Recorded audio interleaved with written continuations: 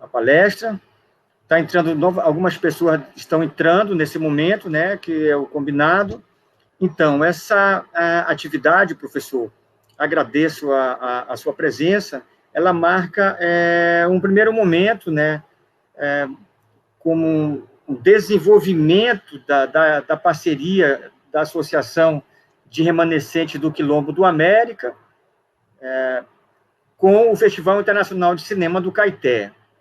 E, nesse processo, nós criamos um cineclube, o América Cine, que realizou um filme esse que vai passar dia 29 também na TV Cultura, está no nosso canal, e eu queria que a Rosete fizesse uma rápida fala também para abrir aqui o processo, e depois eu passaria a palavra ao professor, o professor faz a fala devida, e nós retornamos para um diálogo final. Então, eu vou passar aqui para a Rosete, e, de seguida, eu passo ao professor. Eu agradeço, mais uma vez, a colaboração do professor, e agradeço também a associação, as pessoas da associação, ao Pedro Olaia, que é Pedro Ivan, que está aqui, também presente, mostrando algumas pessoas que estão lá conosco, aqui na associação. E passo aqui a palavra para a Rosete, por favor, abre o microfone, Rosete, com você. Abre o microfone, por favor, Rosete. Opa. Boa tarde. Boa tarde. Boa tarde, eu me chamo Rosete, sou presidente da Associação Remanescente Quilombola do América, sou funcionária pública também, e a gente está nessa parceria, né, com o nosso companheiro, e aí nesse grupo aí de cinema clube, né, do Quilombo do América, onde nós temos uma parceria com o nosso amigo Pedro, que é um contribuinte da associação, ele é sócio benemérito da Arquia e está contribuindo aqui com a gente. Aí tem a Ruth Helena, tem o Armando, tem o Rian, e os demais colegas ainda não chegaram ainda, mas acredito que estão a caminho.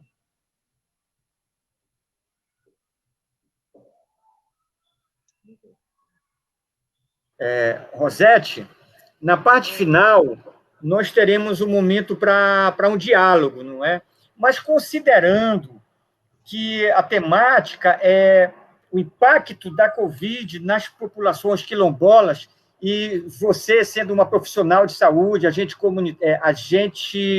de saúde da comunidade, então eu vou até inverter, se o professor Hilton não se incomoda, para você dizer como é que está essa questão da saúde, da Covid, e aí o professor já tem até um cenário, embora ele também seja um pesquisador e tenha um norte, né? Que você falasse um bocadinho também, Rosete, assim, como é que está essa questão da vacinação e essas questões das questões de saúde na própria comunidade, um pouquinho assim para a gente também. O Quilombo, ele tem 160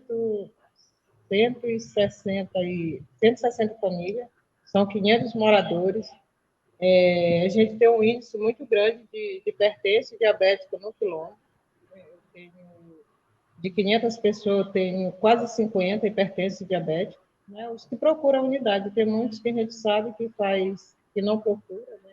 E não tem unidade de saúde aqui dentro do Quilombo. A gente é lotado numa unidade lá na comunidade do Acarajó, que fica um pouco distante daqui do Quilombo. Nosso atendimento é lá.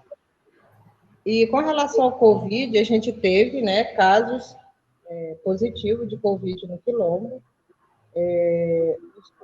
Os que foi testado, né, que a gente tem resultado, foram 5 pessoas, mas a gente sabe que na comunidade teve mais pessoas. E que usaram a alternativa medicinal, aquilo que a gente tem, né, na nossa comunidade, que eles usaram muito remédio caseiro, sentiram o mesmo sintoma, não tiveram paladar. A gente sabia que era o Covid, a pessoa passou muito mal, se isolou, e a unidade não oferecia os testes para toda a população, né? Não tem teste para a população. E aí só se fazia lá no Taíra, é o centro da cidade, que se fazia o teste. E aí a pessoa, numa condição que a gente está aqui, o nosso trabalho é de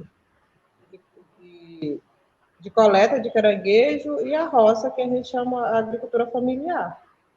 E nessa época não está sendo exportado o caranguejo, nossa farinha, está difícil, e a pessoa não tem renda para chegar até no município.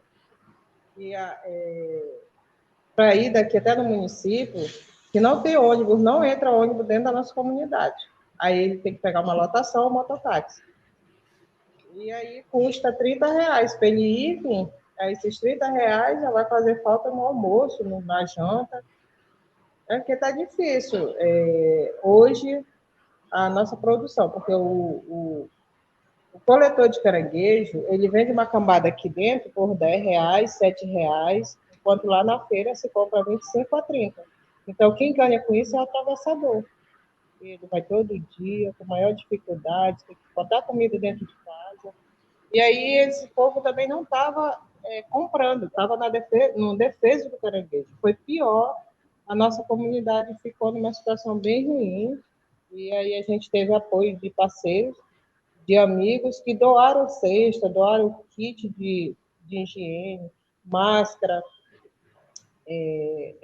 que foi doado para a gente, mas foi uma situação muito ruim. Como a gente trabalha numa comunidade coletiva, foi um ajudando o outro. Eu tenho isso, já passa para o outro, e aquele outro já dá o que tem, e aí a gente está levando a vida desse jeito. Entendeu? Foi vacinado, já tomaram a primeira dose, dia 23, a comunidade foi vacinada. Eu já tomei a segunda dose, porque eu sou da área da saúde, eu já tomei a segunda dose, mas a comunidade em si já tomou só a primeira dose. E a gente está esperando, porque a gente tomou da vacina da AstraZeneca, né, e só daqui com 90 dias para tomar a segunda dose. Ok. Obrigado, Rosete. Obrigado, Pedro, pela colaboração também. A gente tem tomado conhecimento do quanto o Pedro, que é um profissional, um professor e pesquisador, ator, performance, militante da cultura, não é?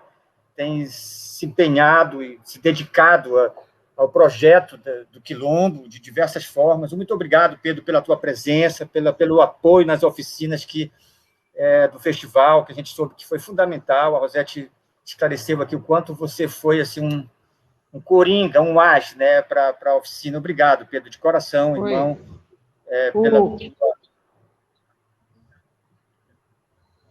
O Pedro o Quilombo adotou o Pedro não adotou o Quilombo, foi o Quilombo que adotou o Pedro. Que maravilha, que maravilha. Então, vou passar a palavra ao professor Hilton, né, para ele conduzir a fala, e vamos aguardar para retornarmos aqui ao final da conversa e voltar ao diálogo. Obrigado, Rosete, pelas informações, foram bastante preciosas. Acho que vai ajudar bastante aí a condução dessa conversa com o professor Hilton. Por favor, professor Hilton, seja bem-vindo.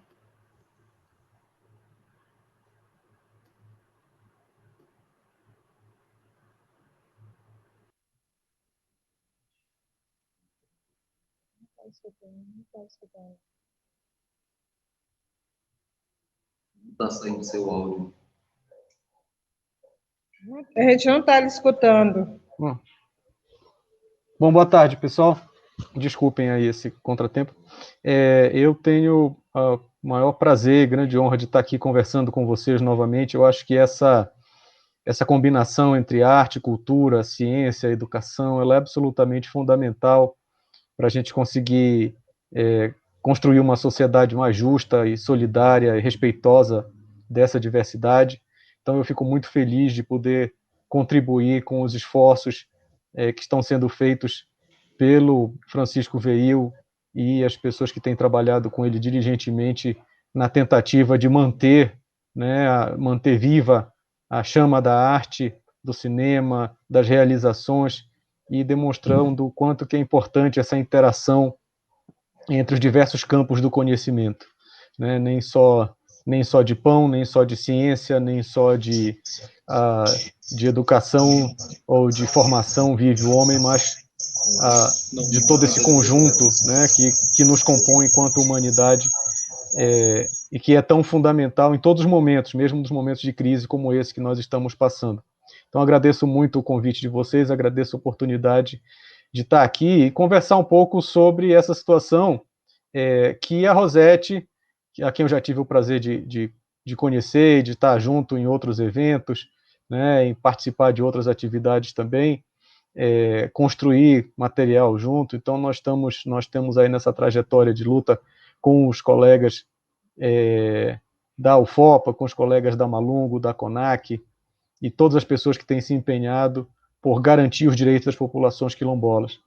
Então, eu fico muito feliz de poder estar aqui com vocês também, contribuindo um pouco, trazendo um pouco da nossa contribuição para essa discussão, e eu espero que seja útil. Eu tentarei ser breve, para que a gente possa, no final, ter um espaço para discutir. Então, eu vou fazer aqui, como o meu jeito de facilitar, digamos assim, as coisas, eu vou fazer aqui rapidamente uma apresentação, e eu espero que vocês todos consigam ver, né, o que eu vou tentar compartilhar aqui com vocês. Então, deixa eu tentar aqui ver se consigo fazer isso funcionar, que é sempre um desafio.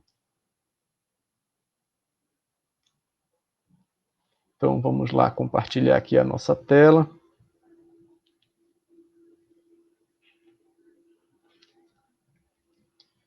Eu vou abrir aqui uma apresentação que eu espero que vocês todos estejam vendo. Por favor, me confirmem se vocês estão vendo.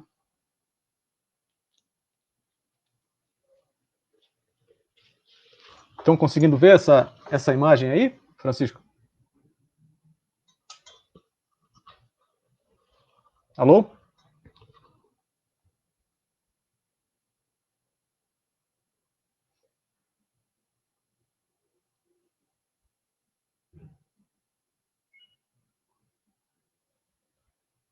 Alô? Professor Hilton, tudo ok, professor? Oi, dá para visualizar assim o paper? muito bem, então, muito obrigado. Como o convite era para falar um pouco sobre essa situação da pandemia, eu decidi apresentar a nossa conversa em 3 momentos, que eu espero que não sejam muito longos para vocês. Então, eu vou falar um pouco do que né, a Alcete já começou, que é falar um pouco sobre a situação da população negra e quilombola, ajudar a esclarecer a razão pela qual as populações quilombolas estão tendo uma vacinação prioritária em relação a outros grupos. Esse é um tema que tem sido recorrente em muitas das reuniões e das discussões que nós participamos, e terminar também com outro tema que tem sido bastante relevante nesse debate, que é a importância da imunização, né, e os mitos sobre vacinação, que infelizmente tem feito muitas pessoas se afastar da vacinação e não aceitar ser vacinados. Então eu começo sempre, como médico, como profissional da saúde, lembrando que o que nós demandamos, todos enquanto cidadãos, não é nenhum favor do Estado. O Estado, quando abre uma unidade de saúde, quando leva os serviços de saúde para as comunidades quilombolas, o Estado, quando disponibiliza leitos, o Estado, quando oferece testagem para a Covid-19 e para outras doenças, o Estado, quando oferece medicamentos para as pessoas que são hipertensas, diabéticas, ele não está fazendo um favor. O Estado está simplesmente cumprindo a sua obrigação de devolver aos cidadãos aquilo que ele recolhe na forma de impostos, de acordo com como está previsto na Constituição. Então, segundo o artigo 196 da Constituição Federal, a saúde é um direito de todos e é um dever do Estado. Isso foi uma conquista, e segundo alguns dos idealizadores da reforma sanitária, como o Sérgio Arouca, né, que foi presidente da Fiocruz, essa mesma que hoje fabrica as vacinas que nós tomamos, Segundo o Sérgio Arouca, a inscrição da saúde enquanto uma obrigação do Estado e um direito de todos os cidadãos na nossa Constituição Federal, ela foi um gesto civilizatório, um ato civilizatório para o Brasil. Então, é isso, segundo o Sérgio Arouca, uma daquelas coisas que nos faz estar envolvidos com o rol das sociedades efetivamente civilizadas no mundo. Embora a gente saiba que nós estamos ainda longe de alcançar essa realidade, pelo menos esse direito está gravado na Constituição. E qual é a razão para esse direito ele ser tão importante, tão relevante para a população negra, e particularmente no momento da pandemia? Os estudos sobre a situação da população negra brasileira, a propósito, né, hoje nós estamos vivendo o mês de maio, maio tem diversas datas importantes para o movimento negro, né, o 13 de maio, que não foi uma dádiva da princesa Isabel, mas foi um resultado da luta dos movimentos sociais, e amanhã, o 25 de maio, que é o Dia da África. Então, muitos debates e muitas discussões acontecem. Esse mês também a CONAC faz 25 anos, então muitas datas importantes onde se tem a oportunidade de refletir sobre a situação da população negra brasileira, mesmo no momento de grande negacionismo, né, onde as nossas autoridades comumente vão para os meios de comunicação dizer que não existe racismo no Brasil. Esses dados que eu trago aqui para vocês rapidamente, que são dados de 2019, do Fórum Brasileiro de Segurança Pública, mostram o quanto o racismo no Brasil ele é violento, ele é cruel, o quanto ele é agressivo e as dores que ele causa para a população negra brasileira. Então, as taxas de homicídio na população negra são maiores do que entre as populações brancas, as mulheres negras são mais vítimas de violência sexual, são mais vítimas de abuso, são mais vítimas de feminicídio. Os negros representam a maioria das vítimas de violência letal no país. Mais de quase 70% da população carcerária, das pessoas que estão presas no Brasil, são negros, muitos deles presos sem um julgamento adequado, sem uma consideração adequada das suas provas em relação ao eventual crime do qual são acusados, né? Os negros são mais vítimas de intervenções por parte da polícia e por parte do Estado, são mais vítimas de homicídios com armas de fogo, são mais vítimas de lesão corporal seguida de morte, são mais vítimas de latrocínio, né? E, por causa disso tudo, a população negra brasileira morre mais cedo do que a população branca, dependendo do estado, da região, entre 5 a 10 anos mais cedo do que a população branca brasileira, então tem uma expectativa de vida menor, né? E isso tudo é resultado ainda, né, do processo de finalização da escravidão, que durou mais de 300 anos no Brasil, e que não foi consolidada quando a Lei Áurea disse que todos os escravos são livres e revoga-se as disposições em contrário. Essas disparidades todas que a gente observa, elas se refletem também no campo da saúde. Então, quando se olha todos os indicadores epidemiológicos, os indicadores relacionados ao campo da saúde da população negra, como, por exemplo, o número de consultas médicas no Sistema Único de Saúde, né, no último ano, cuja proporção entre a população preta e parda é cerca de 30% menor que entre a população branca. O acesso ao pré-natal, as mulheres quilombolas, as mulheres pretas, as mulheres pardas têm menos consulta de pré-natal do que as mulheres brancas. A percepção da saúde da população negra por viver em situações mais precárias de higiene, de condições de habitação, de infraestrutura, são mais precárias do que a população branca. E, por outro lado, né, você tem aí cerca de 85% da população negra, incluindo a população quilombola, que depende exclusivamente do nosso Sistema Único de Saúde, do SUS, para todas as suas necessidades. Então, é importante lembrar que, por mais que o SUS tenha uma série de problemas, sobretudo relacionados à falta de financiamento e à má administração, né, ele ainda é a única fonte de socorro para 8 em cada 10 pessoas no Brasil. Infelizmente, até mesmo durante a pandemia, essa situação de saúde da população negra ela tem se revelado pior, né, mesmo do ponto de vista de atendimento. Por exemplo, apenas a taxa de vacinação entre as pessoas brancas e as pessoas negras é cerca de 50% maior para a população branca.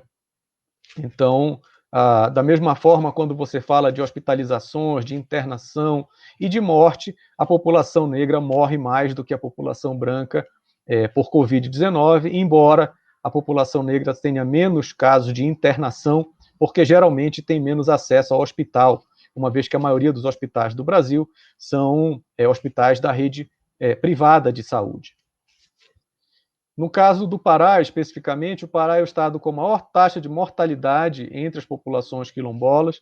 Nós temos, junto com a Defensoria Pública do Estado, o GTI, do qual eu participo, junto com o grupo de trabalho da Associação Brasileira de Saúde Coletiva, e mais recentemente o grupo de trabalho interinstitucional da ADPF 742, mandado pelo Supremo Tribunal Federal, temos travado uma batalha enorme junto às estruturas e aos órgãos de saúde para garantir que a população quilombola seja adequadamente atendida nas suas demandas e nas suas necessidades, porque também, em relação a esse grupo, os dados chamam a atenção.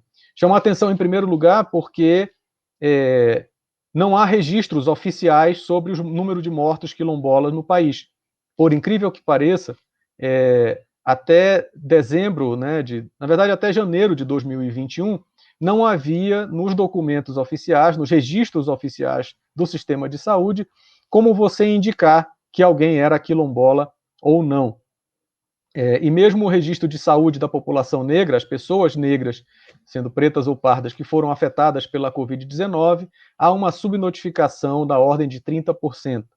Então, o que nós temos no Brasil é uma situação onde o racismo estrutural ele acaba fazendo com que haja uma enorme subnotificação de casos e de mortes por Covid-19 na população negra e na população quilombola, de maneira que foi preciso que as próprias organizações sociais tomassem para si a tarefa de lidar com os dados e fornecer dados, inclusive para o Estado, sobre a situação de morbidade e mortalidade da população quilombola.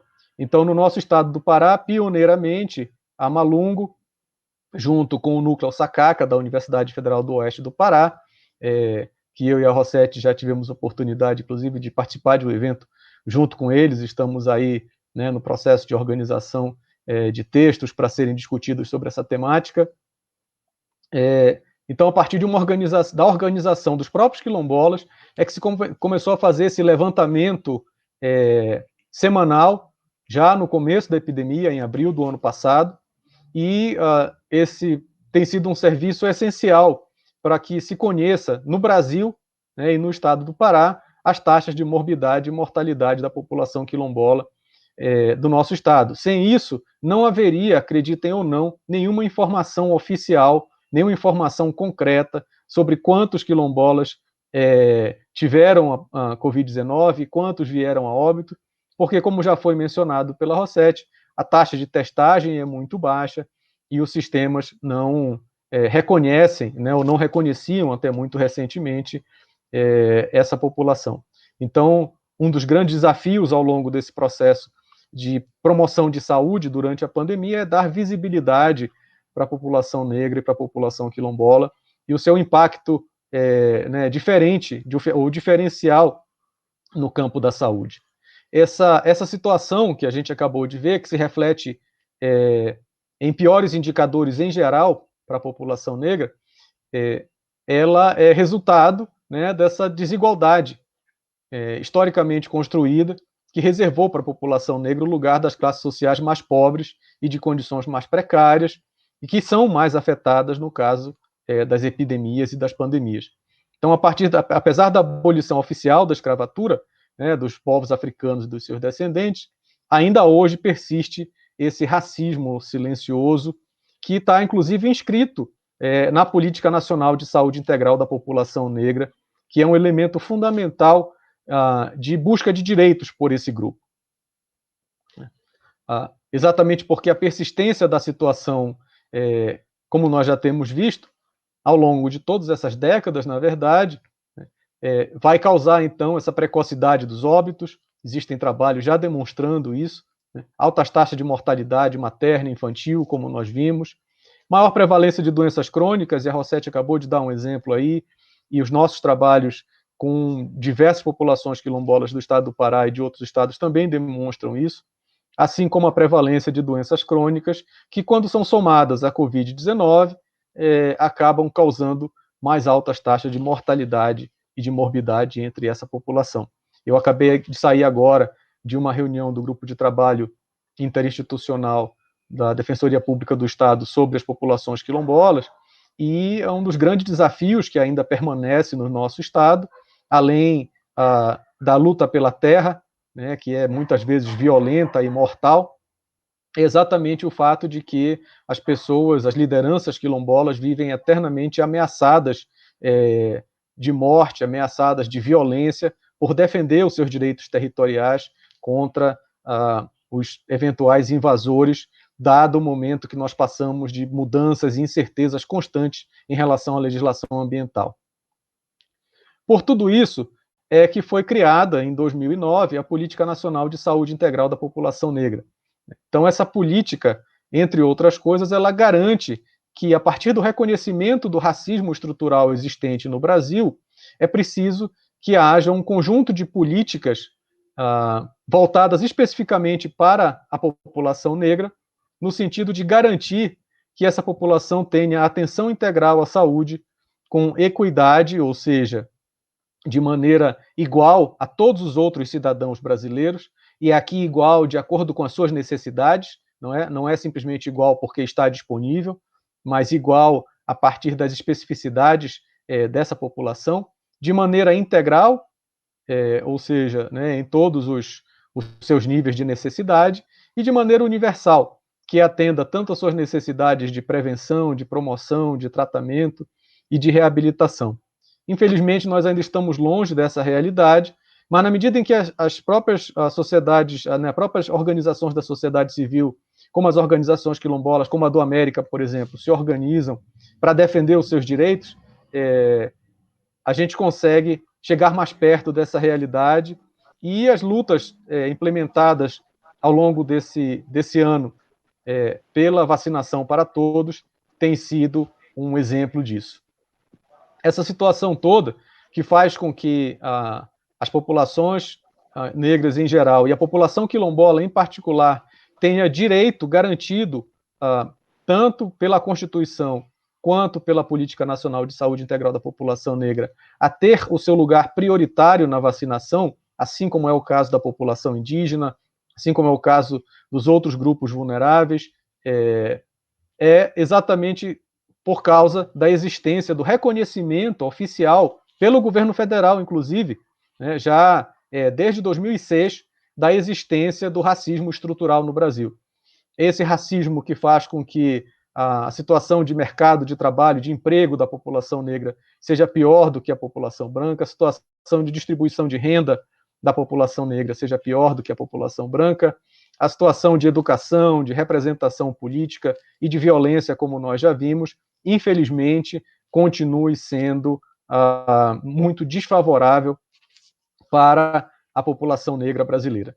E o reconhecimento desse racismo estrutural, que é qualquer sistema de desigualdade que se baseia em raça, cor ou aparência, que ocorre em instituições como órgãos públicos governamentais, empresas, universidades, instituições públicas ou privadas, né, faz com que a gente precise continuar avançando na luta para que os direitos das populações negras e quilombolas sejam reconhecidos e, na verdade, o direito de ser humano e de ser diferente seja respeitado.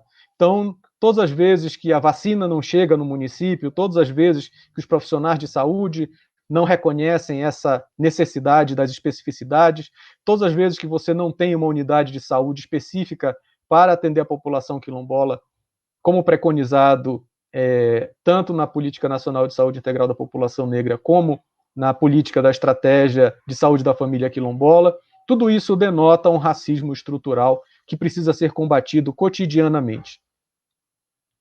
No caso das vacinas, o que nós temos visto foi uma luta enorme para que se conseguisse, em primeiro lugar, colocar a vacina dentro do Plano Nacional de Imunização como prioridade para as comunidades quilombolas, assim como foi feito para os grupos indígenas, e mais recentemente o processo de operacionalização da chegada dessa vacina até as comunidades quilombolas, como já dito uma vez, que inclusive tem colegas profissionais da saúde, infelizmente, além de secretários de saúde e outras pessoas, que questionam por que os quilombolas estão sendo vacinados na frente de outros, né? Então, como vocês já viram, essa é a nossa intenção, é instrumentalizá-los para que quando alguém, porventura, possa perguntar isso, vocês possam dizer, olha, a nossa situação de saúde, infelizmente, é pior do que a situação de saúde do conjunto da população brasileira, e é por isso que, para preservar a situação de saúde, para garantir que os idosos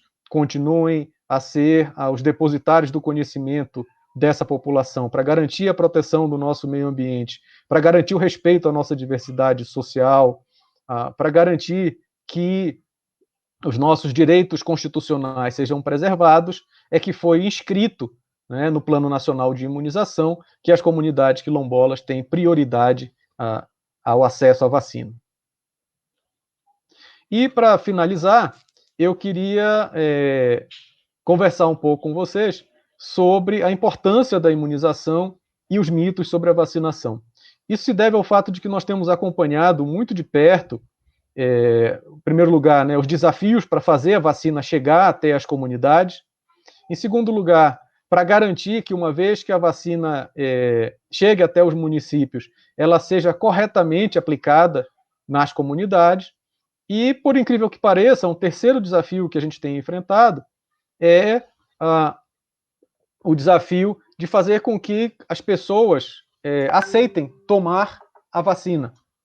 E isso, para mim, enquanto profissional da saúde, é paradoxal, uma vez que nós nunca discutimos no Brasil, né, se a gente ia tomar vacina contra febre amarela, se a gente ia tomar vacina contra sarampo, se a gente ia tomar vacina contra tuberculose, ou qualquer uma das outras 20 vacinas que são oferecidas para nós no calendário do Sistema Único de Saúde regularmente.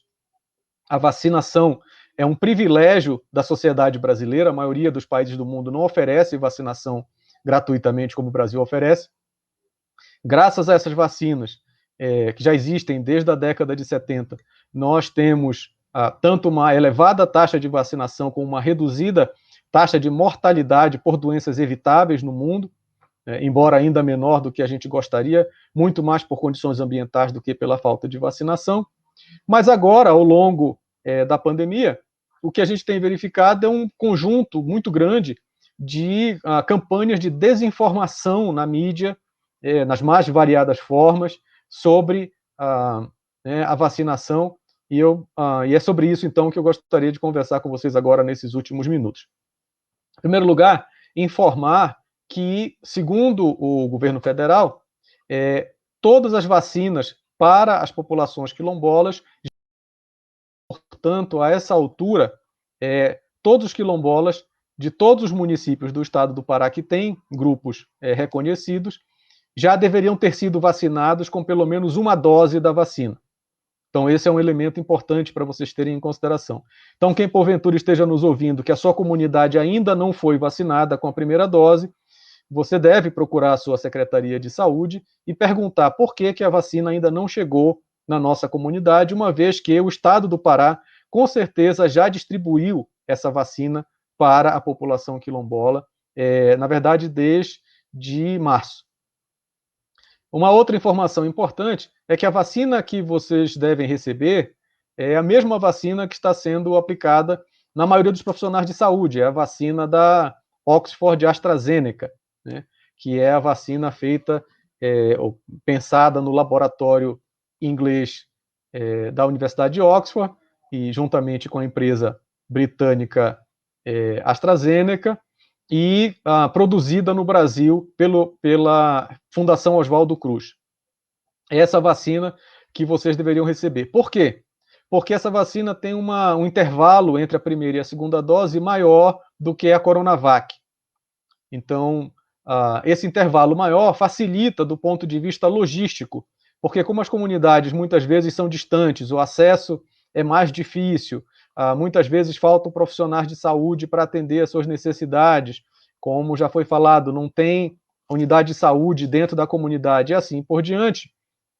Então, a partir das nossas recomendações, o Ministério da Saúde aceitou, então, oferecer para a comunidade quilombola essa vacina que tem um intervalo maior entre a primeira e a segunda dose, que é um intervalo que pode chegar a 90 dias.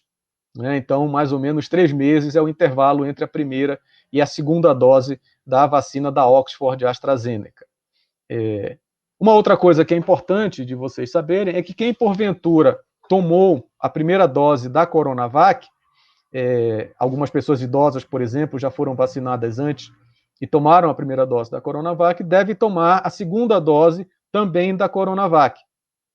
E quem tomou a primeira dose da AstraZeneca deve esperar o período adequado para tomar a segunda dose da AstraZeneca. Não se recomenda que se misture vacinas, e é muito importante que vocês olhem no seu cartão de vacinação qual é a vacina que você fez primeiro, e quando você for para a segunda dose de vacina, você pergunte, se certifique com a pessoa que vai dar a vacina em você, se a vacina que você está recebendo é a mesma que consta a primeira dose no seu cartão. Por incrível que pareça, tem acontecido diversos casos de pessoas tomarem doses de vacinas alternadas, exatamente porque nem o vacinador e nem a pessoa que estava recebendo a vacina prestou atenção nisso. Então, esse é um outro cuidado que vocês precisam ter. E agora, para a gente finalizar, eu vou falar um pouco sobre esses 10 mitos, né, sobre a vacinação que tem circulado por aí e que, infelizmente, tem afastado algumas pessoas do processo de vacinação. Então, o primeiro é que a vacina não tem eficácia. Isso não é verdade, os dados atuais, inclusive, já demonstram que mesmo no Brasil, onde nós temos uma taxa de vacinação ainda baixa, menor do que 20% da população, nas últimas 2 semanas já se tem demonstrado uma queda na mortalidade das pessoas acima de 60 anos infectadas pelo coronavírus. Então, esse é um elemento importante para a gente levar em consideração. A vacina já se mostrou eficaz. Né? O objetivo dessa vacina que nós estamos tomando agora, tanto a da Coronavac quanto a da AstraZeneca, não é fazer com que você não fique doente. Infelizmente, essa vacina não bloqueia a doença. Né? Essa vacina faz com que, caso você seja infectado pelo vírus, essa infecção ela se manifeste, ela apareça de uma forma mais branda e, sobretudo, o que é mais importante, ela não progrida, ela não evolua para uma doença grave que precisa de internação e que pode eventualmente levar você à morte. Isso não quer dizer, em absoluto, que todo mundo que tomou as 2 doses da vacina não possa ficar doente ou, infelizmente, algumas pessoas não possam até morrer. Acontece de pessoas tomarem a vacina, por exemplo, e não ficarem, infelizmente, imunizadas. Esses eventos são muito, muito raros, muito menores do que a chance de você morrer se você pegar o coronavírus sem ter vacinado. Eles são excepcionais e ainda têm sido registrados muito poucos em todos os lugares do mundo. Portanto, a vacina, ela é sim, tanto a Coronavac quanto a AstraZeneca, ela é sim eficaz, assim como a da Pfizer, que está chegando no Brasil agora também, e ela deve ser tomada por todas as pessoas que têm as condições necessárias para isso. A segunda coisa em relação aos efeitos colaterais. O que é um efeito colateral? É aquilo que você sente depois de você ter tomado a vacina. Vocês com certeza já ouviram de alguém que um amigo do amigo, ou um conhecido do colega, ou o parente da namorada, ou o vizinho da terceira casa, da quinta esquina, tomou a vacina e imediatamente caiu morto, né? Ou que teve um desmaio, ou que ficou fraco das pernas, ou assim por diante. Os dados disponíveis até hoje, onde mais de 200 milhões de pessoas já foram vacinadas no mundo, não mostraram nenhuma dessas coisas que eu acabei de mencionar, né? Ninguém morreu diretamente por causa da vacina e ninguém morreu imediatamente após tomar a vacina, né? Assim como ninguém passou mal mais do que um sintoma alérgico ou uma dor no braço. Às vezes as pessoas têm sim dor de cabeça, têm um pouco de febre durante 2 ou 3 dias depois de ter tomado a vacina, especialmente a Coronavac. Mas isso em nada se compara a você ter o coronavírus e você eventualmente correr o risco de ser morto por causa disso. Um outro elemento importante para a gente pensar é que quando você toma a vacina, você está protegendo também as pessoas ao seu redor, porque se você for vacinado, a chance do vírus pegar em você, ela é menor do que se você não for vacinado. Então, quando você toma a vacina, você está protegendo a você, está protegendo as outras pessoas da sua família. Também corre por aí a ideia de que a vacina vai mudar a sua genética, né? De que as vacinas são feitas com pedaços de vírus, e já tem gente dizendo que até é feito com pedaço de fetos e outras bobagens como essa. As vacinas usam a mesma plataforma que usam as vacinas que a gente já toma regularmente, como eu já mencionei anteriormente, e elas não têm nenhum impacto na nossa genética, ninguém vai virar jacaré ou qualquer outro bicho porque tomou vacina. Como já dito, mais de 100 milhões de pessoas já tomaram vacinas no mundo, e não houve nenhum caso disso, e não tem porquê, porque a vacina não tem componentes genéticos que possam entrar no seu corpo. Se a vacina pode causar câncer e problemas de saúde, também não pode, né? Que, na verdade, quem causa problemas de saúde graves é a Covid-19, que mesmo que você se recupere, se você não morra, mas ainda assim muitas pessoas ficam com sequelas, com problemas graves depois de se recuperar da doença. Não existe nenhuma não existe nenhuma vacina que cause câncer, né? E certamente algum problema que você já tenha ouvido falar em relação à vacina não é verdade. Existiu sim alguns casos de pessoas que tiveram problemas vasculares depois de tomar a vacina da AstraZeneca, e se verificou que foram casos muito pontuais e muito pouco de pessoas que já tinham algum tipo de antecedente de saúde e que, portanto, essa vacina causou algum problema para eles. Mas são eventos muito raros, né? A vacina não é experimental, no sentido de que ela não está sendo experimentada no corpo de ninguém, ela já passou por todos os testes de experimentação requeridos pelas agências internacionais, mas como todo medicamento, como uma aspirina que a gente tome, um Tilenol, um remédio para tosse, né, ela está sempre sendo testada e avaliada. E, portanto, se você tiver algum sintoma, se você, por acaso, sentir alguma coisa relacionada à vacina, é importante que você faça o registro, né, junto ao seu órgão, junto ao seu representante da saúde, a pessoa que você conhece no serviço de saúde, para que seja feita a notificação. Mas as vacinas não oferecem nenhum risco à saúde das pessoas. Tampouco as vacinas estão matando os idosos, pelo contrário, agora os dados mostram muito claramente que as vacinas estão salvando a vida dos idosos, né? Muitos idosos, se tivessem tomado a vacina no ano passado, como foi oferecido ao governo federal, não teriam morrido. Então nós temos aí uma dívida com essas pessoas que morreram por negligência de compra de vacina. Isso é um problema muito sério, mas as vacinas salvam vidas em todos os lugares, em Israel, nos Estados Unidos, na Inglaterra, onde as pessoas já foram vacinadas com a segunda dose. O que se tem visto é uma redução da mortalidade nos idosos, que são muito preciosos para nossas comunidades quilombolas. Em relação à vacinação para mulheres grávidas e que estejam amamentando, a vacinação está recomendada para elas, sobretudo, principalmente nesse caso, a vacina com a Coronavac, né? Então elas podem referir que estão grávidas quando forem tomar a vacina ou amamentando e tomar a Coronavac no lugar da vacina da AstraZeneca, e devem sempre conversar e informar essa situação para a pessoa que for aplicar a vacina, para que seja decidido caso a caso, né? Porque tem mulheres que podem estar, por exemplo, numa situação de uma gravidez de risco, e que aí sim a vacina não seria recomendada.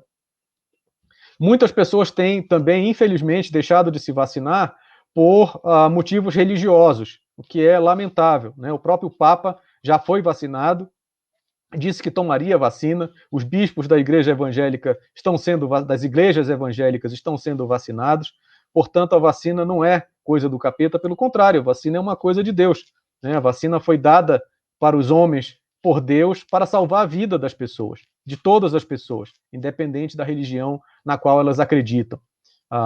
Nós já fizemos, a Malungo já fez uma atividade também online, né, com diversos representantes de diversas igrejas, tanto de matriz africana, quanto da tradição evangélica, quanto da tradição católica e outras, e todas elas são favoráveis à vacinação e não existe nenhuma contraindicação religiosa para que você não se vacine, né? O seu corpo é o seu templo e como o templo deve estar saudável. E a melhor forma de estar saudável hoje, de se proteger contra a Covid-19, é tomando a vacinação. Também, né, existem as coisas mais esdrúxulas, como, por exemplo, a ideia de que a vacina vai injetar um chip para controlar você, que é uma ideia tão estúpida quanto a ideia de que você vai virar jacaré ou outro bicho porque você se vacinou, né? As vacinas são produzidas no Brasil por brasileiros, o interesse da população, o interesse das pessoas da Fiocruz é de proteger a população brasileira, portanto, não há por que se preocupar em relação a qual a origem dessa vacina, né, e que ela vá, porventura, trazer algum dano para você. Embora o vírus tenha, de fato, se originado na China, né, a China faz parte do conjunto de países hoje, são mais de 20 países que produzem vacinas para o mundo todo, inclusive o Brasil, e as mesmas vacinas que são aplicadas aqui são aplicadas em diversos outros países, portanto, não tem por que temer esse tipo de doença, esse tipo de informação falsa ou de fake news, como a gente chama. Então, tão grave hoje em dia quanto a Covid são as fake news e é importante que nós aprendamos a nos proteger delas. A melhor maneira da gente se proteger das fake news é procurar a informação correta junto aos nossos profissionais do Sistema Único de Saúde, que estão sempre dispostos a nos ajudar e que têm carregado a saúde do Brasil nesse último ano, muitas vezes contra os interesses escusos de diversos setores, inclusive, infelizmente, alguns setores governamentais. E para que a gente possa continuar junto nessa luta por direitos, por terra, por garantia de vida, é preciso que todos nós tomemos a vacina o mais rápido possível, que a gente consiga proteger a nossa população e sair dessa mortalidade, dessa mortandade que já levou tantas das nossas pessoas queridas e que nós amamos. Muito obrigado, e eu estou à disposição caso vocês tenham alguma dúvida. Muito obrigado, professor Hilton, pela colaboração com essa parceria com a Associação de Remanescentes do Quilombo do América, de Bragança do Pará, e o Festival Internacional de Cinema do Caeté, que, como dissemos, é uma parceria que vem de longos anos, né? O festival já ancorou no Quilombo de outras formas, e o Quilombo já colaborou com o festival, e a gente está estreitando esse ano, e a partir das oficinas que lá realizamos remotamente, nasceu um filme, né? Um filme Quilombo é Meu Lugar, Minha Casa, Minha Vida, filme esse que vai passar até na TV Cultura, dia 29, graças a uma outra parceria do festival também, né? Que começa amanhã, do dia 25, e vai até o dia 30, a partir das 23 horas. E hoje o professor Hilton fez essa fala sobre a questão da saúde o impacto, né, da Covid nas populações quilombolas.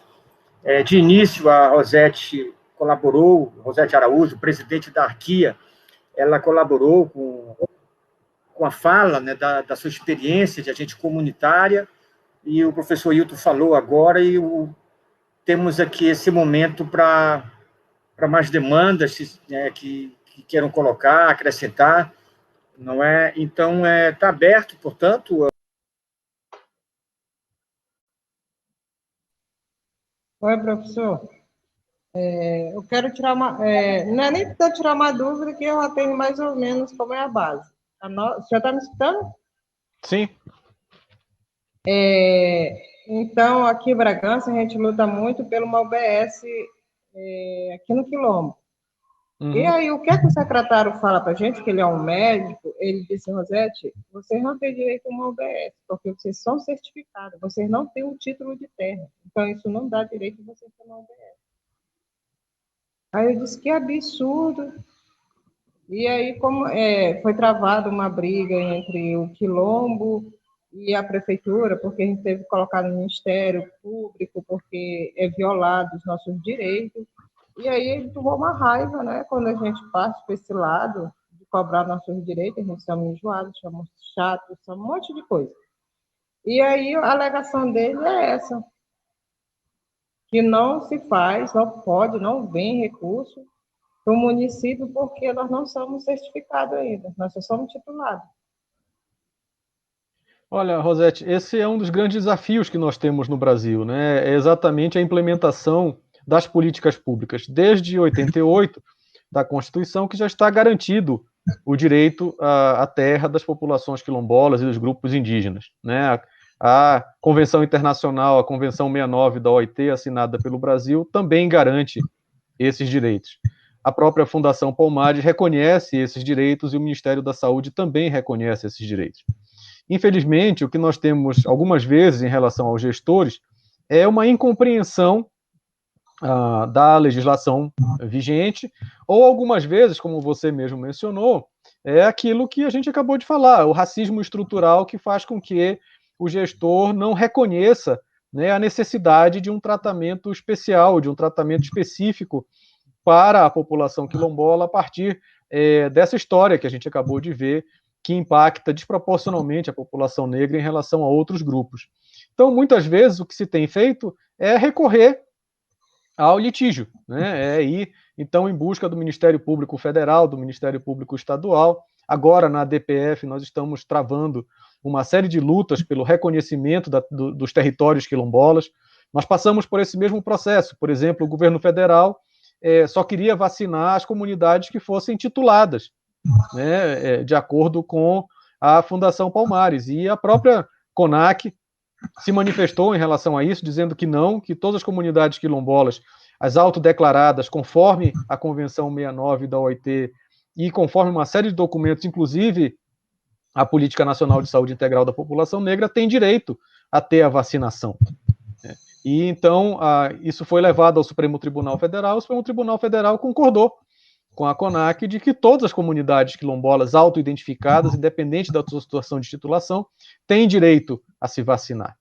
Da mesma forma, a nossa compreensão é que as comunidades que existem, elas têm direito de ter a sua unidade de saúde específica, né, quilombola, e que cabe ao município brigar por esse direito junto ao Estado e ao governo federal. Agora, muitas vezes o que a gente vê, infelizmente, é isso, é que as pessoas alegam, né, dificuldades administrativas ou dificuldades políticas para simplesmente esconder o seu racismo. Isso é lamentável que ainda aconteça, mas nós estamos trabalhando muito intensamente para que isso deixe de existir e nós possamos viver numa sociedade sem racismo. Obrigada. A gente teve apoio, não tivemos apoio do gestor municipal, né? Onde a gente foi buscar apoio foi na Malu. Na época que a gente estava passando uma dificuldade, eu entrei em contato com o Magna, né? Falando da necessidade que a gente estava aqui no Quilombo. A gente foi contemplado com cestas básicas, né? E a gente viu também a necessidade de um outro vizinho nosso, que é Tracuateua, e a gente dividiu para eles que eles estavam em dificuldade também. Então, a gente recebeu 100 e poucas cestas, a gente tirou 30 e pouco, deu para eles que são menos família. E como nós somos mais, a gente fez isso porque a gente estava vendo nossos irmãos de cor sofrendo junto com a gente. E a gente doou e a gente teve esse apoio da Malu. Nessa época que estava muito difícil, que estava tudo fechado, né, no município de Bragança, e a produção daqui não estava sendo escoada para outro município, não estava comprando. E estava mesmo complicado e a gente teve muito apoio da Malu. E com relação à vacina, né, que eles até aqui eles trouxeram uma plaquinha da prefeitura para eles baterem a foto dizendo como era a prefeitura que foi. E fez, e deu a vacina para eles porque nós somos bonitinhos e ele achou que deveria dar. Mas a gente sabe da luta da CONAC, que está lutando para a gente ter esse direito garantido. E aí a prefeitura veio, como ele já tem aquele receio comigo, e aí bateram a plaquinha, a prefeitura trouxe, aí bateram a plaquinha, aí depois o prefeito foi bater na minha costa, que o pessoal tinha pedido algumas coisas na comunidade. Ele disse, depois da reportagem da Rosete, eu digo se eu dou ou não. Porque a Rosete só sabe falar mal. Eu disse, não é questão de falar mal, a gente fala a verdade, e a verdade para vocês incomoda. Porque vocês não cumprem o que está na lei. Exatamente, Rosete. Eu acho que o que a gente precisa fazer sempre é isso, é relembrar as pessoas, relembrar os gestores públicos que eles não estão ali por favor, nem seu, nem meu, nem de ninguém. Que eles estão ali como agentes para cumprir a lei, para fazer com que a lei seja cumprida para todas as pessoas e que todos os direitos sejam respeitados, quer eles gostem ou não desses direitos, quer eles concordem ou não com esses direitos. Né? Então, os gestores não são eleitos para serem amigos de fulano ou de Beltrano. Eles são eleitos para fazer com que o Estado funcione de maneira mais eficiente para os cidadãos e não tem porquê, de maneira nenhuma, os direitos serem negados para qualquer população. Então, eu fico muito feliz com a atuação de vocês e acho mesmo que a todo momento, como tem sido historicamente, desde da época da escravidão, a Lei Áurea não foi uma dádiva de ninguém, foi uma conquista do movimento negro, né? E desde então o movimento tem trabalhado para conseguir outras conquistas, e nada que venha para o movimento é de graça, tudo se deve à luta de vocês, e vocês devem continuar, né, a enfrentar o Estado, a enfrentar o município, a enfrentar o governo federal, na perspectiva de cumprir os seus direitos, que foram duramente conquistados por outros. Então, muitas pessoas já sofreram para conseguir os direitos que hoje nós temos garantidos, todos nós, como o Sistema Único de Saúde, por exemplo, e é preciso que a gente faça valer esse direito. A gente perdeu para a gente estar aqui hoje, né? Chegar até onde a gente chegou, né? Muitos dos nossos já foram, né? Voltaram para poder a gente ter hoje esse pouco que a gente tem. E com esse governo aí fascista, ainda quer tirar ainda que a gente teve anos e anos de luta de conquista. Vivemos um momento muito difícil da conjuntura brasileira, um momento que eu diria que é trágico, infelizmente, no processo de enfrentamento da pandemia, né? Os direitos estão sendo retirados, todos os recursos para ações afirmativas no orçamento de 2020 a 2023 foram cortados do orçamento federal. A gente vê um enfraquecimento da legislação ambiental, a gente vê uma perda de direitos por parte das populações tradicionais, a gente vê alguns setores tentando retirar o Brasil da Organização Internacional do Trabalho, e isso é muito triste, né? Nós vemos pessoas fazendo propaganda de medicamentos que não têm efeito. Nós vemos, infelizmente, uma campanha contra as vacinas que tem afastado muitos dos quilombolas das vacinas. Eu não sei se vocês tiveram esse problema aí no América, mas em diversos outros lugares do Brasil, muitas pessoas deixaram de se vacinar porque receberam notícias mentirosas, e isso é muito triste, porque coloca em risco a vida delas e a vida das outras pessoas ao seu redor e da própria comunidade. Então, nós vivemos um momento muito difícil, um momento sombrio da nossa história, um outro momento que ninguém esperava viver né, depois da ditadura militar. Mas eu tenho certeza que, assim como a gente conseguiu superar aquele momento terrível da ditadura militar, nós vamos conseguir superar esse momento que a gente vive agora também, e vamos conseguir construir uma sociedade mais justa e solidária, apesar das pessoas que insistem em lutar contra. Resistência. Eu estou à disposição para ajudar. Resistência, a palavra é essa. Olha, o Chico está voltando aí. Tem mais perguntas aí da plateia, Chico? Tem mais outras pessoas aí que porventura estejam? Alguém ainda tem mais alguma coisa para colocar? Porque nós estamos tentando fazer uma uma programação relativamente redonda, à volta de 60 minutos. Pois é, já passamos aí 3 minutos. Também por orientação até de um professor que você conhece, que é o coordenador da Mostra Internacional de Cinema Negro de São Paulo, o professor Celso, que orientou que as lives, que quando não são pagas nos aplicativos, a volta de 45 minutos, 50 minutos, começa a dar problema na transmissão, começa a dar problema de áudio, que é para forçar você a pagar. Foi por isso que eu solicitei ao professor que fizesse uma fala mais reduzida, peço desculpas. E nós temos na programação, porque eu gosto de reforçar essa questão, né? Essa ação de hoje, ela é um ato simbólico de inauguração do Cineclube do América, uma inauguração virtual, por assim dizer, não é? E faz parte também a transmissão do filme O Quilombo é Meu Lugar, é Minha Vida, que está no próprio canal também do Festival Internacional de Cinema do Caeté, filme esse realizado de forma coletiva no Quilombo do América, e que também em parceria com o FICA e a TV Cultura vai passar no dia 29, então, às 23 horas, convidamos todas as pessoas. Então, 23 horas? Às 23 horas, é a hora do Corta Cultura, não é? Enfim, né? A programação é do horário deles, né? Eu estou muito curioso para ver, eu estou muito curioso para ver o filme. Eu tive no América há muitos anos atrás, e acho que ainda antes da Rosete, acho que antes da Rosete assumir aí as lideranças, eu já passei por aí há muitos anos atrás, e eu estou muito curioso para ver o documentário. E eu digo para vocês, essa combinação de cultura, de arte, com ciência, com educação, é fundamental para a gente construir essa sociedade mais justa e igualitária que a gente quer. E eu desejo muito sucesso, como sempre, no FICA. Eu fico feliz, já participei de algumas outras versões anteriores, já fizemos outras coisas juntos. E eu desejo todo sucesso para o Francisco, para o festival. É um prazer estar com vocês, poder contribuir. Eu fico à disposição. Quando vocês quiserem, Rosete, quem quiser conversar comigo, eu estou à disposição para esclarecer, para tirar outras dúvidas. A gente tem feito isso diariamente com diversos grupos.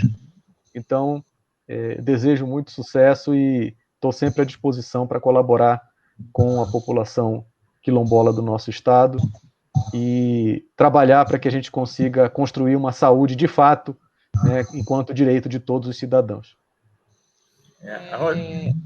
Só falando uma coisa, que as meninas daqui da associação, o Pedro, comeram a Bill, só esqueceram de dar para mim.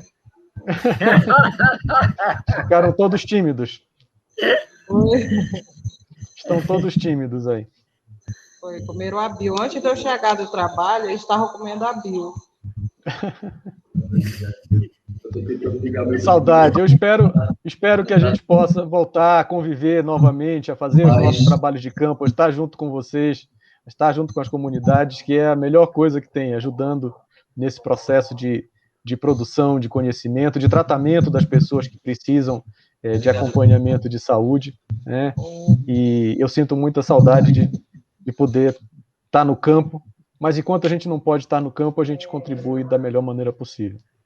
E a gente sabe, não é, que são muitas das lutas da Arquia, não é? Recentemente, a Rosete ainda há pouco referiu, a Rosete só fala mal nas matérias, né? Aí a gente também colaborou com um texto também, no artigo, né, sobre uma matéria que teve uma repercussão também, ou seja, nosso trabalho também como de jornalista também está a serviço dessas causas, assim, que a gente considera importante. Então, eu queria deixar aqui a Rosete, o professor Hilton fizesse, não sei se o Pedro, tem mais alguém a falar, mas senão eu vou deixar o professor Hilton fazer uma... Pedro, por favor. Eu queria falar só, como o nosso tempo está curto, né? Só agradecer ao festival, né? Agradecer a gente, esse período, por oportunizar. Agora. Jornalista também está a serviço. Acho que era importante, então eu queria deixar aqui a Rosete. Não sei se o Pedro fazer uma curto, né? Deu um problema. Só agradecer ao festival, ao FICA, né? Agradecer Francisco Veio por oportunizar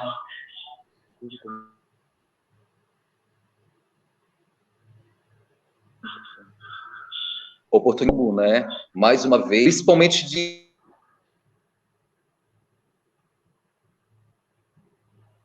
dá problema na façam e tenham esse produto maravilhoso que a gente teve aí, esse curso.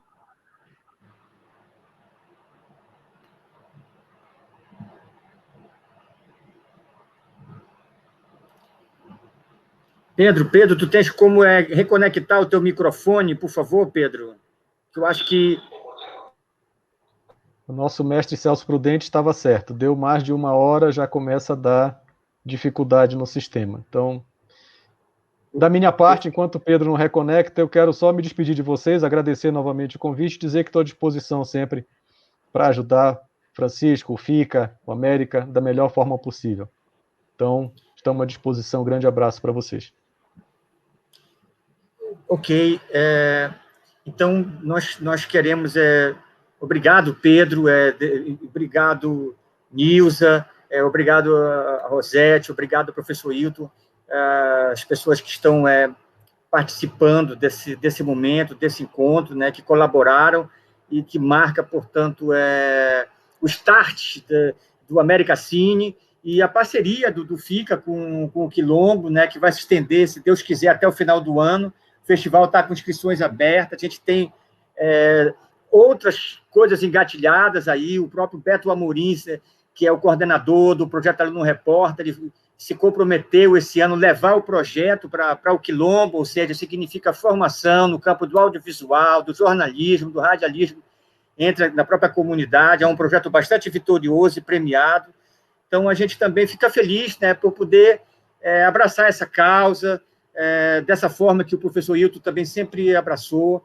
E queria que a Rosete, se ela tiver com o microfone ligado, para ela encerrar, por gentileza, como presidente da associação, que eu acharia importante. Não sei se só que o microfone dela está desligado. Por favor, Rosete. Eu agradeço, né, a gratidão pelo que vocês estão divulgando, né, o Quilombo, porque tem pessoas que não conhecem que Bragança tem um Quilombo, que esse Quilombo é reconhecido, e levar o nome da nossa comunidade, mostrar o que nós temos, mostrar a nossa comunidade, mostrar que nós somos um povo de resistência e que nós estamos aqui, que a gente não vai se calar para essas demandas que estão vindo aí, que não nos favorecem. Então, eu agradeço a cada um de vocês que estão nessa luta junto com a gente, e um pegar na mão do outro, e vamos em frente, vamos à luta, que nós não vamos parar por aqui. Não é qualquer um que vai nos derrubar, nos calar, né? Como eu falo, eu não tenho medo de morrer, porque eu nasci para morrer. Então, a gente vai para a luta e vamos vencer. Então, mais uma vez, nós agradecemos a presença de todos e vamos encerrar a nossa transmissão convidando as pessoas a acessarem o nosso site, o site do Festival Internacional do Cinema do Caeté, para assistir o filme realizado coletivamente na comunidade quilombola do América, através das oficinas do FICA, coordenada pela Carol Magno e pelo Cuité, com o apoio de toda a comunidade, também com a assistência do Pedro Olaia, que está aí presente nesse momento, e, do mesmo modo, acompanhar, a partir de amanhã até o dia 30, a programação do Curta Cultura, que todo dia vai ter um filme premiado pelo festival, sendo que no dia 29 nós vamos estrear oficialmente, não apenas na TV Cultura, mas no Portal Cultura, ou seja, não é só numa TV pública, é pela internet, o mundo todo vai poder ver esse filme, que a gente espera ser o primeiro de uma série de filmes, porque nós estamos engatilhando aí, junto com a Rosete, com a comunidade, um novo projeto também, não é? E a gente que vai sair do papel, se Deus quiser, que agora a gente não pode falar sobre ele, que a gente está construindo também mais um filme, quero falar com o Pedro também sobre isso, para buscar esse apoio. E muito obrigado a todos. Nós vamos encerrar a transmissão. Obrigado, professor Hilton, mais uma vez. Boa noite a todos. Muito obrigado.